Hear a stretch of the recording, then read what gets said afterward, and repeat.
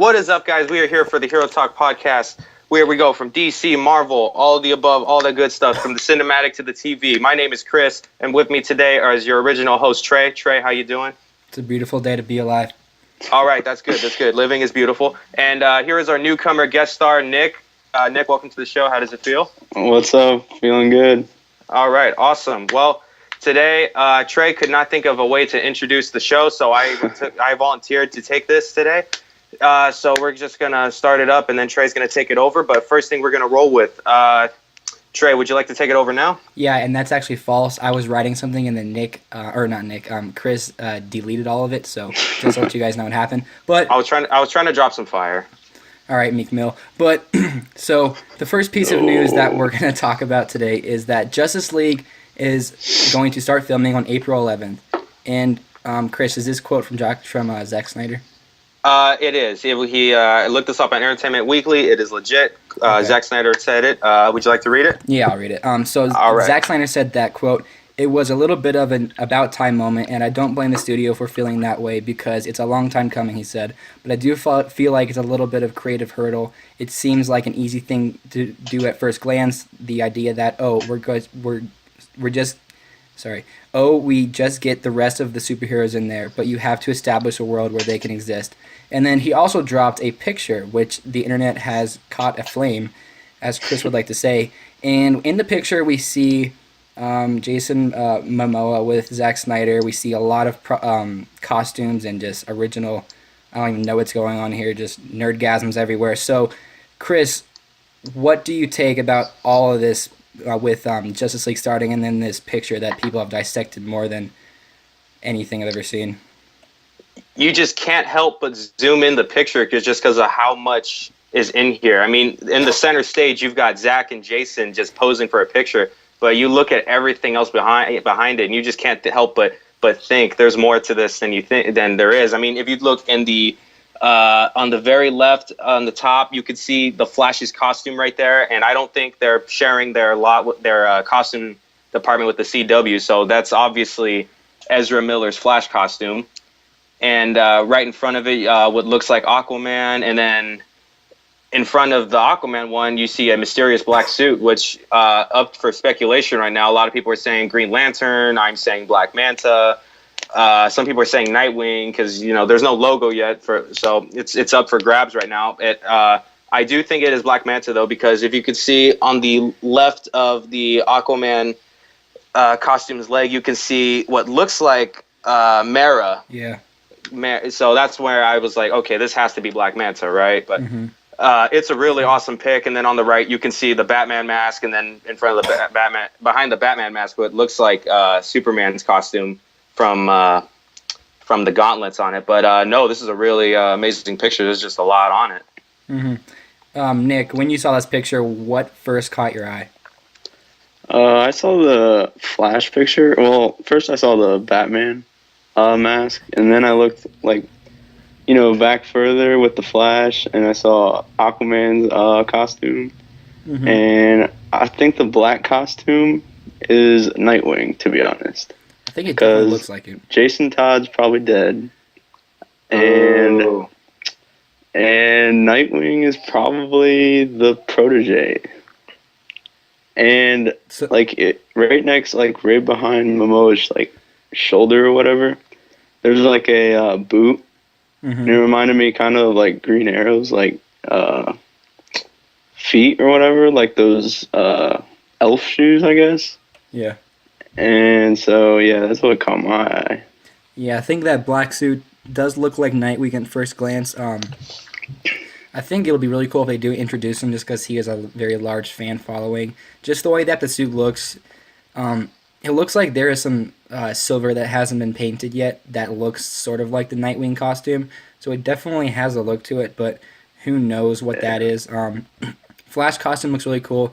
It looks like they're taking more of an armored look to the Flash costume, like the Flash on the CW, which we're going to be covering later, so stick around for that, is more of a fabric, I'd say, and this is more of an armor.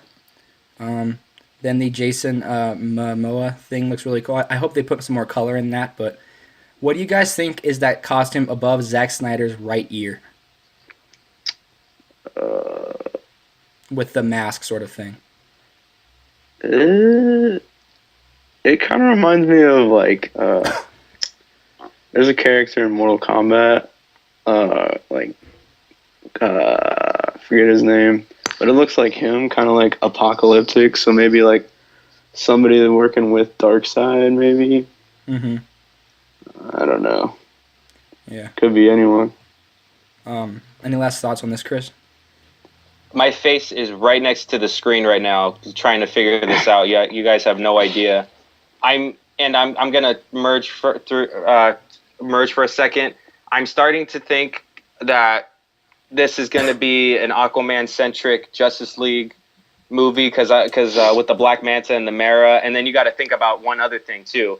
There has been no one else from the Justice League's costumes revealed other than Wonder Woman and Batman and Superman, and then you see Jason Momoa's Aquaman have a poster out, and now you get just it makes me think. I'm like, you know what? Maybe Aquaman, with the Unite the Seven, maybe he's uniting the Seven to help face against the Black Manta and all these guys. Because look at this. There has to be something with Atlantis and Aquaman just fixing in on this. I mean, maybe Darkseid later on the road, but it is Justice League Part 1. So Part 2, with possible Darkseid stuff what's been going on, it might not happen till later. But right now, it's looking very, very Aquaman centric. Mm-hmm. And that's my thoughts. Did you guys see that helmet too? On the far right, Yeah. Let's look at that. back by the boot. Is that what you're referring to? Yeah, it looks like Wonder Woman. They said that Ares was going to be the villain, so maybe we'll see Ares. him. I don't know. That's what it reminded me of. Yeah, I don't know what that is. This is looking like a good movie, though. We can say that. Yeah. Do you think Flash will have his costume in Batman versus Superman, guys? I think we'll only see him in his costume. Same. Really? Yep. So it's gonna be established that he's already the Flash. Yeah, for sure. And do you think it's gonna be that way for Aquaman too? Like we're not gonna see an origin story in real time. Kind of like, I think he'll still be like, he won't be the king, but he'll be like, Prince, maybe? like aware that he is Aquaman and all that. Nice. So, moving on from that really cool picture that dropped, and I didn't even know what to think about it because there's so much in it. Apparently, Batman vs. Superman has an R-rated Blu-ray edition. So, according from the Motion Picture Association of America, there is going to be a Batman vs. Superman Dawn of Justice Ultimate Edition that is rated R, and it's going to be on the Blu-ray. I'm not seeing where it says like why it's going to be rated R, but I don't think there's going to be nudity or rated R for bad language, but I think definitely for violence. A lot of people are saying that they probably shot the Joker killing Jason Todd scene, and it's full graphic entirety, but they cut it out so it wasn't rated R. So maybe we'll see that totally in the Blu-ray. But yeah, Nick, what were your first thoughts on hearing this R-rated Batman vs. Superman Blu-ray edition?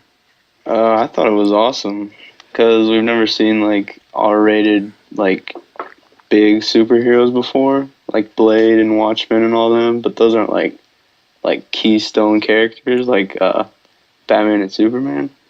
But yeah, R-rated, Jason Todd getting killed. That's awesome. Yeah, can't wait to see that. Chris, what do you think about this?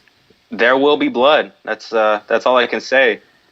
There's obviously got to be some level of violence that you have to keep the PG-13 rating, but for an Ultimate Edition directed by Zack Snyder, no less, for blood and violence, that's gonna be huge. And what you're saying about the Jason Todd thing, that's news to me.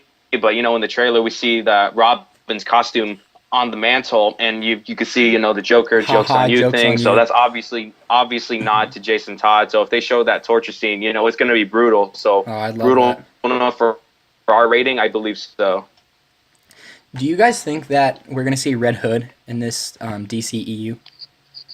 Oh, absolutely. Not for a while. Really? Yeah, I think they have to establish like all the main guys, and then they'll start to go like deeper into the Batman villains and all that. I think for the solo Batman film, if you establish that Jason Todd died in this, and you kind of show a little bit of his murder, I think the first solo Batman film is going to be Jason Todd, or is going to be Red Hood, because that would kind of lead these. It would kind of segue from introducing the death of him into the Red Hood character. If not, then probably Joker, just because we've already seen Joker. But yeah, any other things that you guys think could make this R rating besides that Jason Todd scene? Maybe, I know Chris would love this, but like if Wonder Woman was, you know what I'm talking about. No. Oh, you're funny. No, man. I mean, if someone, honestly, if there's anything else that should be rated R, it's either Lois Lane or Oh, yeah, some that other bathtub female scene. character in this movie had a nip slip. But honestly, I mean, and they couldn't reshoot it. That'd be the only other reason. But no, I don't think so. This is looking pretty good. It's just that sequences of violence. So obviously, there's an upped ante on the violence. So it's looking very good. Yeah, and they did officially announce that Batman vs Superman has a running time of 2 hours and 31 minutes. So look for the Blu-ray edition to probably be, I don't know, what do you guys think? Closer to 3 hours, 2:45. 2:45 probably. We could be looking at 3 hours, 2 hours 50. It's either way, it's gonna round up. It can round up to 3 hours. It's gonna be some good footage. Yeah, and we are officially this date next. So this date next month is Batman versus Superman Day, right? That's the Thursday night opening, right? I could feel it in my grasp. I get to see it Wednesday. Do you? Yeah. That's cool. Yeah, I'll be staying off Twitter for sure because I know a lot of people are being able to see it in advance because of some IMAX screening I'd never even heard of. Oh man, the group chat's gonna be crazy savage, man. We got to delete it off your phones. Don't go on your laptops. Nothing. We're gonna go all Star Wars detox on Twitter. Yeah, dude. I did this. I did the detox for Star Wars. I did the detox for Deadpool. I'm gonna do the same thing for every comic book movie that comes out from here on out, man. Mm-hmm. Yeah, that's probably the best way to go, just so you can avoid spoilers. So, Oh, most definitely. next, with the next superhero news, so Empire Magazine, who between Marvel, Star Wars, DC, has done a lot of really cool pictures, but my bad, Empire Magazine revealed the new Captain America Civil War images. So the first one we see is a split image of the Captain America shield and the Iron Man face. The next picture we see is Martin Freeman standing with a bunch of people with guns. So that's the first time we've seen the Hobbit on screen there. And then we see Crossbones, right? That's his name? Yeah, Crossbones. Crossbones, which is really cool. So Chris, you've seen these pictures now. I think there was also a Scarlet Witch one too. Yes, there was, Yep. but I put more of the. Well, actually, you know what? No, you're gonna add these in the movie later. But yeah, no. Right now, the notes we're looking at right now, it's just the big three: the Agent 13 and Martin Freeman, the split image of the shield and Iron Man's mask, and then Crossbones, because those are really the new stuff. Like we're finally getting an official picture of Crossbones. Like before, we just had amateur footage of people taking pictures while they were filming the movie. But yeah, with these official pictures and all, it just looks crazy good. The split image with the shield and the Iron Man's mask, just totally freaking cool. You got Martin Freeman and Agent 13, and this is really cool because we heard Martin Freeman was going to be in this movie a long time ago, but we didn't know who he's playing, and now he's here. What looks like he's a Shield agent. I do not know my Marvel comics well, but I heard he's playing some guy named Everett or something. If anybody watching the podcast knows who this is, please drop a comment. Please, Everett Ross. Everett Ross. Okay, leave the comment. Nick screwed you guys. Sorry. And then we have Crossbones. Frank Grillo coming back as Crossbones. Looks freaking amazing. I can't wait to see what he does. Do you think he's gonna have sort of a Punisher role in this, whereas like he's not really on either side? He's just gonna do his role. Like he just wants to do because like I know in the Civil War comics, like the Punisher, obviously he brought like the almost dead body of Spider-Man, and he kind of, because I don't know if I'm just sounding like an idiot, but he wasn't really on either side. He was just kind of there. Do you think that's going to be what Crossbones is, or do you think he's going to be Team Cap or Team Iron Man? I don't think he's either. I think he's going to die in the first 20, 15 minutes of the film. Really? Like Nitro did in the comics. he kind of like blows himself up because on the vest it looks pretty explosive. Mm-hmm. So he might blow himself up, and that leads to the Accords and all that. Oh, that's a good point. Because they filmed this scene really early in production in South Africa, I believe. I So thought this part happens was in Wakanda. Didn't they film this part in Atlanta? Maybe. To be honest, I don't. Well, yeah. So definitely some cool pictures here. What do you guys think of the Captain America and Iron Man picture? It's all right. I mean, nothing really great about it. Mm-hmm. I have to say, it's iconic. Look at this Just thing, man. looks like a average poster that anyone could make online. Kind of looks like that fan-made one that everyone was using around on Twitter. But yeah, so Chris, you like it?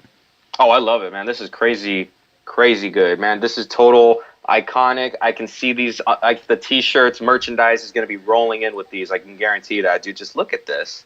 It's cool. It's weird, kind of that both of them look like they have complete cracks through it. Like Cap's shield looks like it has been torn unevenly, which is kind of cool. Same with Iron Man's.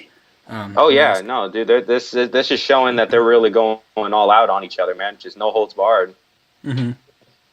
Yeah, so definitely looking forward to Captain America: Civil War. Didn't people think there was going to be a trailer last night? Yeah, they said they were going to do it with Entertainment Tonight. Well, but when do you guys they think we'll see canceled the next trailer for this? Because we've only seen once so far, and that TV spot. What's that? Wait, say that again? When do you guys think we'll see the next trailer for Captain America: Civil War? Jungle Book. Jungle Book? Jungle Book or Batman versus Superman? Really? Yeah, that'd be a big movie coming out. More likely for Batman versus Superman because, then it's going to be 2 months away from the release date, where it'd be less likely for Jungle Book because it's going to be, because it comes out in April, and then it's going to be 1 month away from Civil War. So I'd say more likely for Civil War, but I can see how it could be on Jungle Book since it's Disney's property and all. Mm-hmm. Yeah, I think probably definitely closer to now is when the trailer will be released because we've only seen one. And I know for Age of Ultron they dropped like a ton of stuff. I don't think they'll go that route, but I think they'll definitely put out another trailer. I still don't think we'll see any Spider-Man, nor do I want to see any, but I think they'll probably just put some more explosions and superhero stuff. You know what they could do? Mm-hmm. They could put it with Agents of S.H.I.E.L.D. when it comes back 18th, like they did with Ultron. Did they do that last year? Yeah, they did the second. Well, it leaked online first, but it was supposed to be. Maybe I'll watch S.H.I.E.L.D. for the first time then. You and me both, man. Yeah, probably not still. You guys don't watch that? No. I watched the first 2 episodes. I kind of lost interest. I was like, oh, okay, first episode, it was Extremis, Iron Man 3, Connection, this is cool. But the second episode, I'm like, it's Tuesday, The Flash is on the same day. I got to make a choice. And The Flash is phenomenal. We'll go into that later when we review the episode. Mm-hmm. Yeah, so segueing, speaking of The Flash, the Supergirl episode featuring Grant Gustin's Flash is filming now. We got a few pictures of Grant and Melissa looking mighty fine together. And I know this question has been raised. How is the Flash going to get to wherever the hell Supergirl City is? And Nick, you don't watch either show, correct? I have no idea. Don't really care because they aren't really good shows in my opinion, but Gas. I mean, What? you guys seem to like it, so You filled in for Josh here. Yeah, but Chris, how do you think the Flash is going to get to not Central? Is it Central City or National City? I think, right? Oh man, I don't know. I don't watch this show neither. Man. I watch Flash. I don't watch Supergirl. My Monday slot is Gotham. So again, choices. Yeah, don't get into it. Anyway, Superstore. at first if I was thinking, okay, they're gonna put that portal back together and take a couple episodes to hype up Supergirl, right? But then after yesterday's episode, it was like coming back March 22nd. You're like, wait a second, that's a week before the Supergirl crossover. So this is gonna be really, really interesting. Unless Wait, they miraculously find a way to open the multiverse portal on the episode. And I don't even know. They might make a CW connection, or they might just drop it all on the CBS. It's there's a lot of speculation towards it, man. It's gonna be interesting though. I can't wait to see my first episode of Supergirl. Wait, Flash is coming back in March? March 22nd. Yeah, it said it on the next week on the Flash, but it's not going to be next week. It's going to be March 22nd. We have to wait a freaking month? Yeah, I'm not kidding. They're on break right now. I'm done. The hell? Oh, that makes me angry. I hate when shows do that. Oh, okay. So next we're going to be moving into our little segment called Rapid Fire. So we're just going to be talking about a few smaller items that we don't really need to go into full detail about, but we still want to talk about them. So first, Doctor Strange filming is in progress. So a nearby hero was close to the action and took a video filming of the filming of a scene for the upcoming Doctor Strange film. So that's some news that Doctor Strange is still filming. Let's see what's next. We have the Arrow upcoming wedding, and she walks. I don't watch Arrow, so I don't understand what this means, but it has a picture of what looks like Oliver and Felicity pulling an Anakin and Padme on Naboo. So she's in a wheelchair right now, but yeah. You know her assistant guy, who's a real tech whiz, gave her something that will make her temporarily walk, but it looks like they got it working. So that's it came up this morning. I thought this would be good for the news. I know you guys don't like Arrow, but I like it. I loved it, but right now it's just that like. But I thought this would be interesting. I'm like, hey, yeah, why not? Maybe Felicity will take Velocity 10, and she'll be the next Zoom. Oh man, don't get into that Velocity 10 stuff, man. We got so much going on with Jay. Okay, Yeah, we'll get into that later. Okay, rapid fire, continuing. And then our last piece of news is, so this is really cool in my opinion, the first possible concept for the Killing Joke's Joker might have been revealed. So a statement from the animator working on the project said, in 2009 I started working on an animated adaptation of the Killing Joke under the supervision of legendary animation artist Bruce Timm. So basically then he goes to say he's happy to say that you guys are finally going to finish your animating Joke in 2016. So we're not exactly sure if this is going to be the Joker we see in the Killing Joke, but it looks like it can be him. I like the way that it looks so far.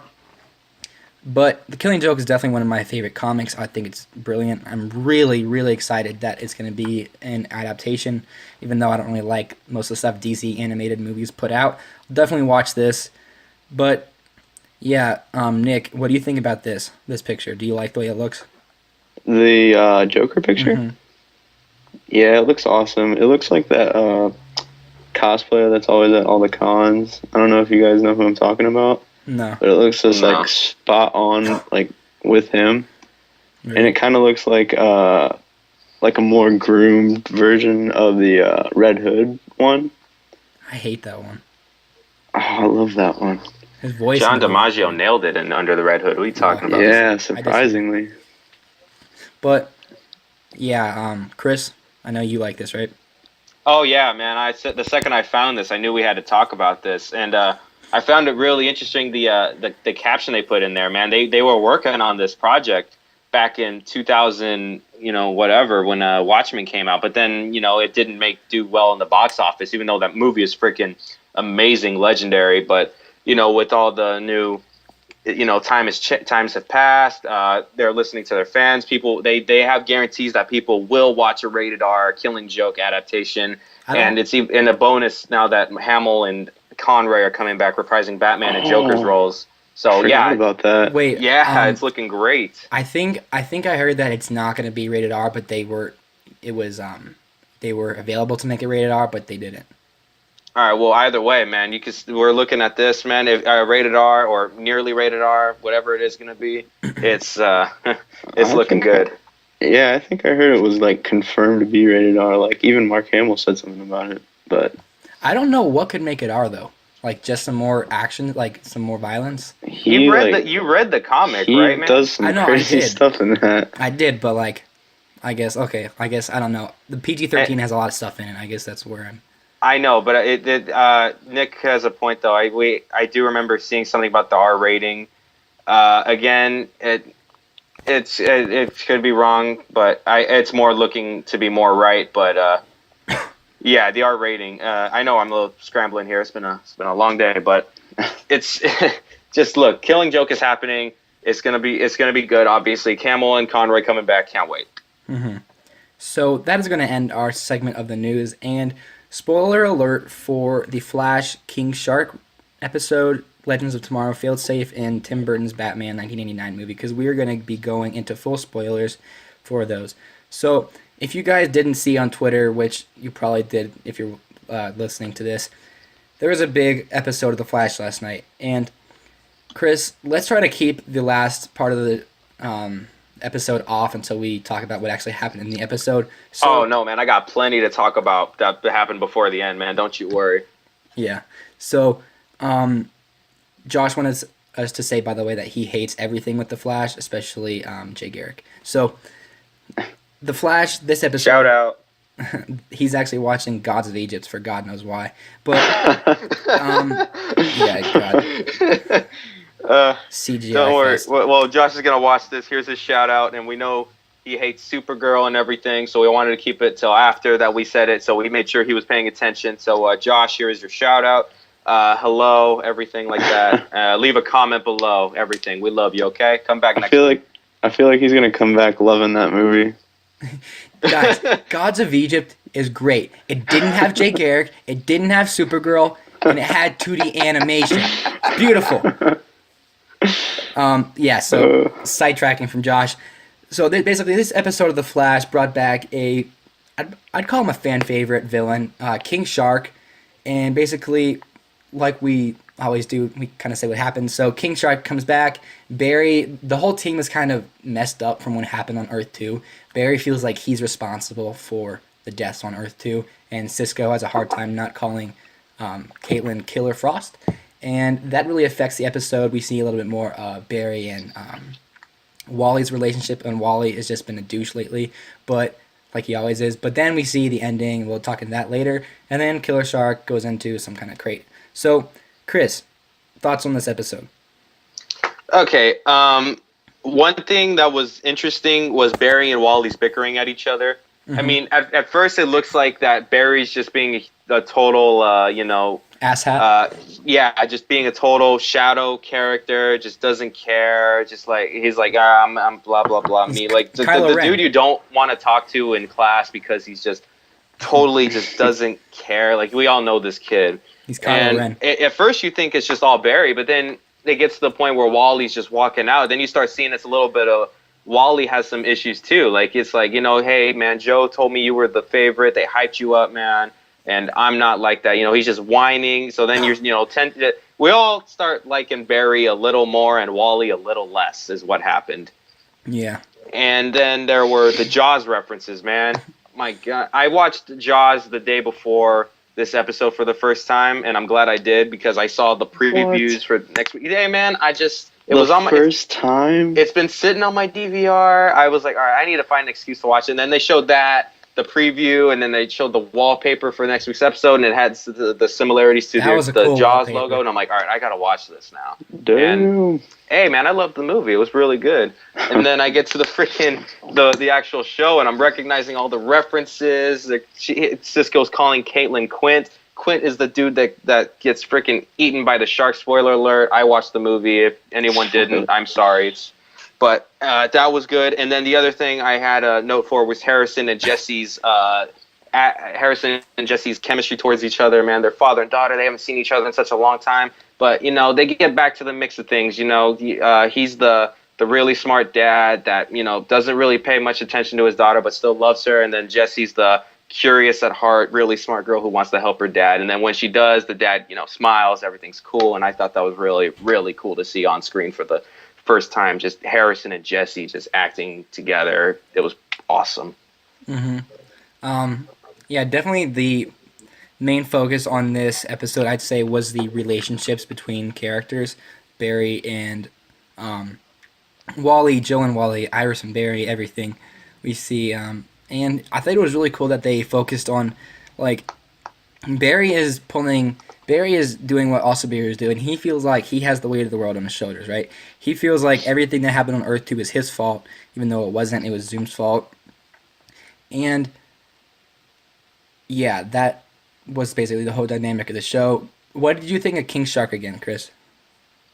I Or thought he was yeah, King cool. Shark. I loved him in the Batman is Sold on Arkham animated DC film.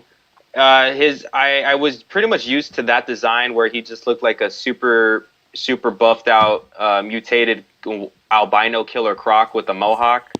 But then I see this design because I haven't read any comics with King Shark yet, and I see this design where he's like a shark, but he's got buffed up legs and buffed up arms. And I'm like, okay, this is new. But and then he starts just going at it, doing his thing, and then he freaking terrorizes the West House, and I'm just like, wow, okay, he's got my attention. Let's see where he goes. And then That that was just go ahead. I was gonna say that part felt like Spider-Man 1 when Green Goblin went and got Aunt May. Oh For my me. God, yes, you're right. That's so freaking. That's a good comparison. And I didn't like it either. because I didn't think anyone would ever attack the house. That thought has never occurred to me. And then King Shark, he is the official first one to attack the West House, And it made sense why he did too. Oh, it did, dude. It was really amazing how they played that, man. Really genius writing behind this show, and yeah, that's pretty much it, man. Really, they know how to make a freaking episode. Any negatives? Negatives. I can go first if you want. Yeah, you know what? Go ahead. I'll take a second to think about this one. I didn't like I thought King Shark looked really fake.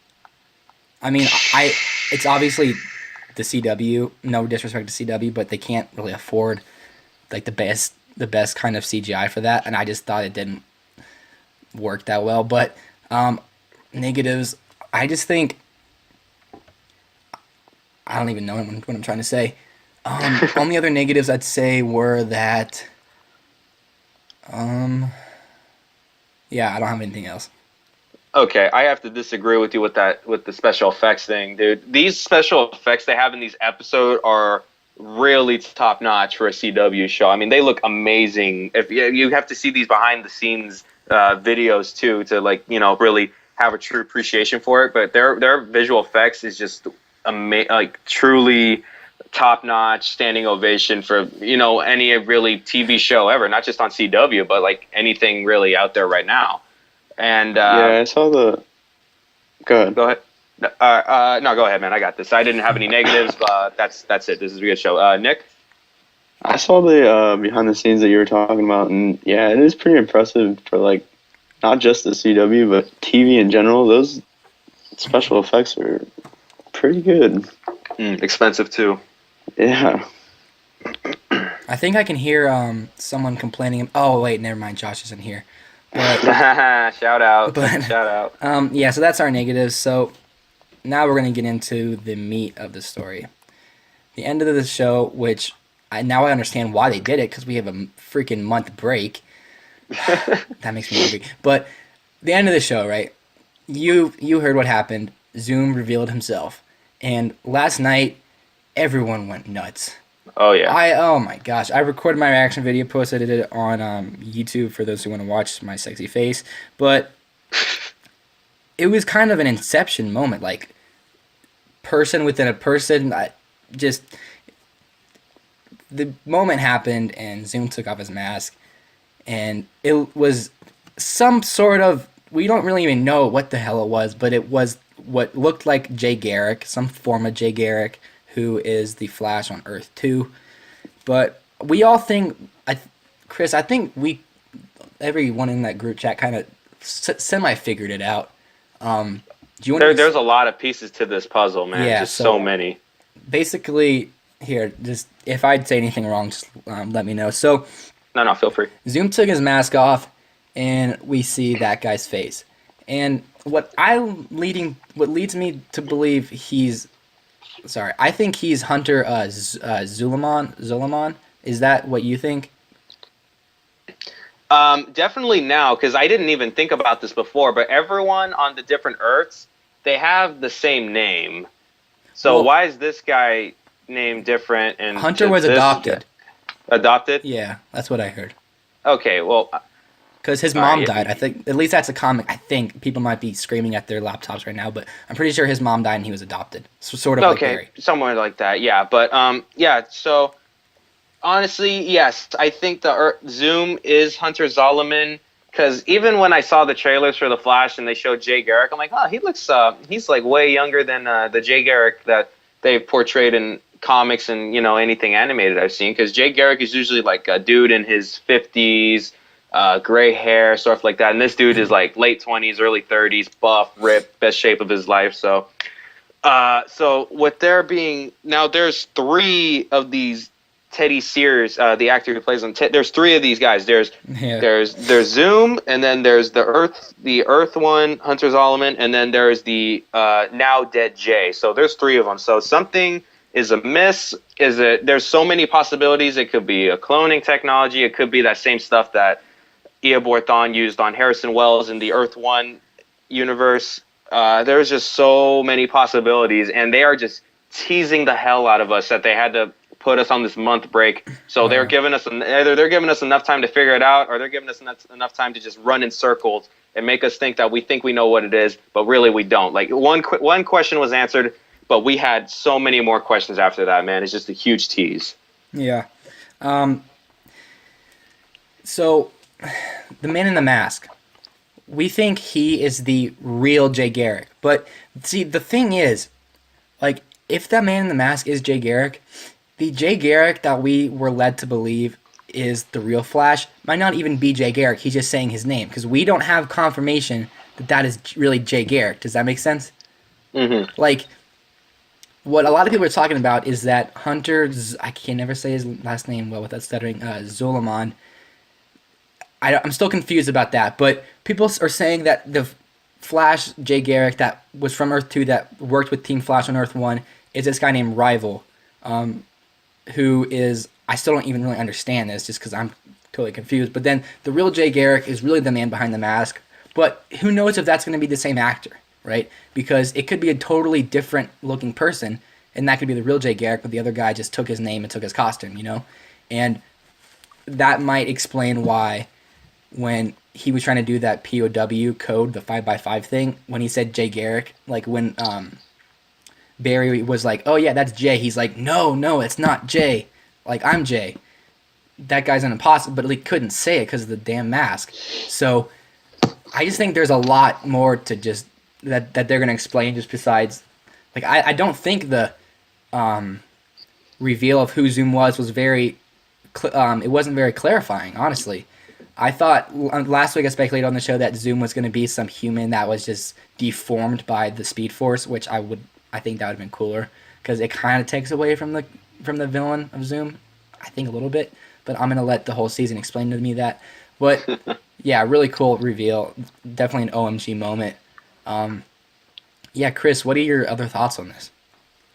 Honestly, I'm glad he didn't take off the mask and then it starts like a bunch of worms dissolving as his face, like Oogie Boogie from The Nightmare Before Christmas. Man, that would have been a huge buzzkill. So this is way better that it was this what looks like Jay Garrick. Just so many questions that need to be answered, but we got that 1 month break that we got to fight through. Man, it's gonna be rough, but we're gonna get through it, and we're gonna get some surprises down the way when Flash comes back. I can't wait. Mm-hmm. Yeah, I'm still pissed off that they have that month break, but I guess most shows do that, huh? Yeah, but it's like the mid-season finale, and then wait a month or two, and then here we are back. But now it's like, here's a 1 month break. Hey, just because we need to do it one more time, let's have another month break. I don't remember if they did this last season, but this is gonna be so tough. It's interesting that it's coming back the date it is, because that's in full Daredevil mode. People are gonna be watching Daredevil and hyping for Batman vs Superman, so the ratings might not be that good. Do you think that's true?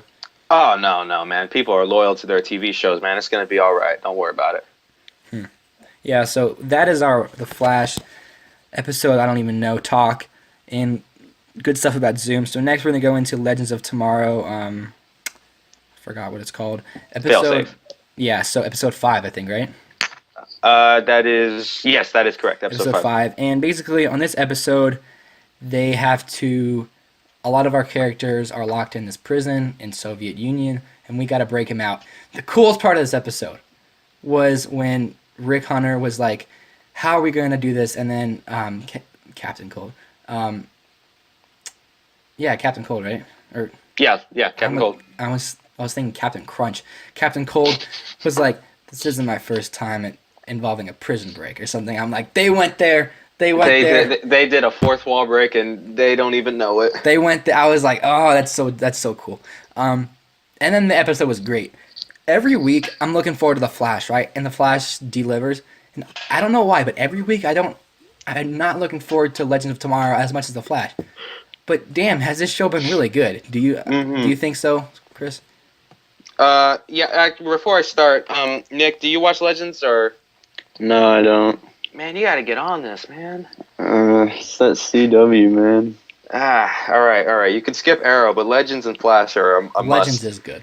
Yeah. Okay, anyway. So Legends, slow beginning in the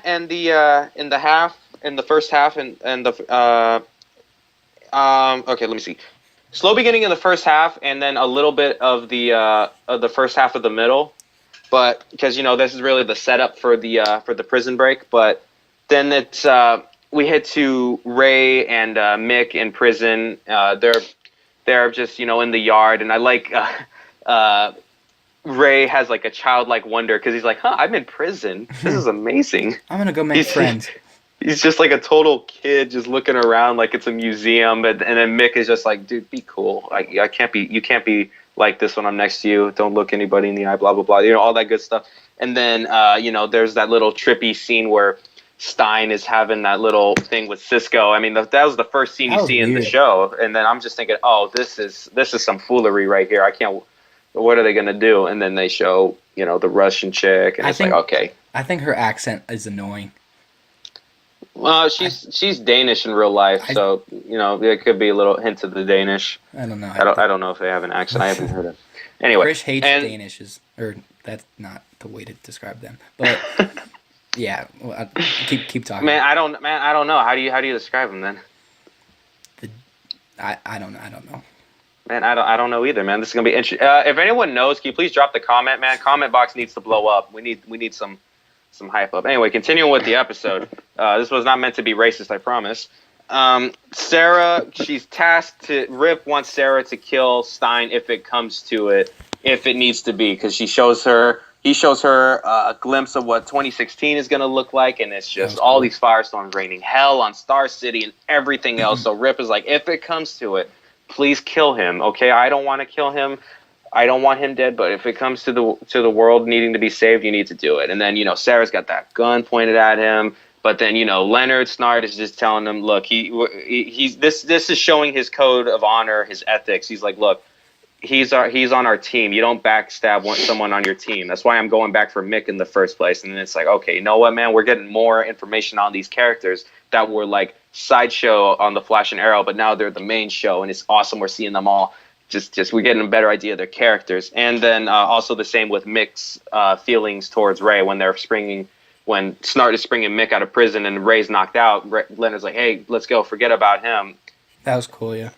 Yeah, so, and then, you start thinking, and it also made me think, why would Leonard want to leave Ray behind but have a problem with Sarah killing Stein? That was my only issue with the episode, but no, it was still really good. Yeah, I think the actor who plays Mick overacts sometimes. Like, he tries to be, like, too... I don't even know what I'm trying to say. But, yeah. What's the guy the Atom? What's his real name? Ray Palmer. Or, sorry, the character's name. Oh, my bad. Yeah, Ray Palmer is the character, and then the actor is Brandon Root. Okay, yeah. So, Ray Palmer, I thought that was funny when he got just the shit beat out of him. And then, oh man, that was great. I like his like kind of whips where he was like, wait, so are we gonna get a blanket? And he's like, no, what the hell. But that scene that you were referencing when Captain Cold like didn't want to bring him out, I thought it would have been perfectly fine if they both like had like he was leaning on Captain Cold and Mick's shoulders. Like they didn't just have Mick carrying him out on his like back. I thought it could have looked a lot better and not conspicuous at all. But I thought I also liked that the little scene with Jefferson Jackson where he had to run that 120 yards and he did it. And he was like, "Take that, Barry Allen," or whatever. Oh my God, that was cool. Great! I totally forgot about that. And then the whole relationship. I keep saying this every show. I think the best part of these shows are the relationship between Martin and Jefferson. I think it's great.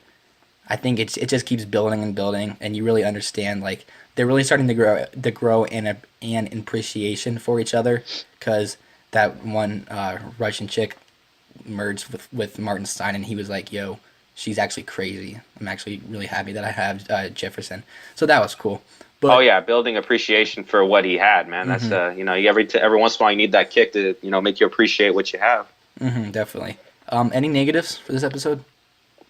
Just the Leonard Snart wanting to leave Ray behind, but not wanting Sarah to kill Stein. That was it. Unless there was something I missed. I didn't watch the episode twice, like I said I was going to. But if I missed something, I mean I don't think I did. But that was my only issue. And no, other than that, it was a really good episode, man. Really built up to the slow beginning, but then it built up to a really, really great ending. And are we discussing the ending, by the way? Yeah, I was just gonna ask you about that.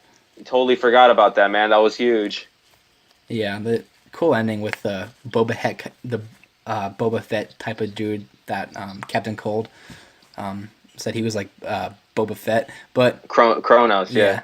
that was cool. But yeah, I don't really have any negatives. I thought this was probably my favorite episode of the season. Honestly, this episode could have been trash, but I still would have loved it because of the Prison Break reference. Prison Break's a great show. The fact that they did that just won my heart over. But I gotta check that show out. Have you not seen it? No, I know that the guys who play Leonard and Mick are the stars of Prison Break. Yeah, so I thought that was pretty cool that they got these two guys to play Captain Cold and Heatwave. Yeah, definitely, and they have really good chemistry on Prison Break. Definitely check that show out. Awesome. Season 3 might not have been that good, but the last season was really good. But I don't know if this is true. I'm pretty sure they're bringing it back. Oh yeah, they're doing a reunion sort of deal. I've been reading the same tweets, but yeah, they got the actors who played Leonard and Mick. I forgot their names. Dominic Purcell and Wentworth Miller. What's Leonard's name? Wentworth Miller. Wentworth Miller. Yeah, that's their name. Don't want to give a spoiler for the show, but some of the cast, it's going to be interesting to see how they brought him back into the show, because of the ending of the season finale. But that is our review of Legends of Tomorrow. Feel safe, Chris. What would you give it out of 10? I give it a 9. As do I. And then Flash, what would you give Flash out of 10? I forgot to ask. Oh, Flash gets a 10. Yeah, Flash does get a 10.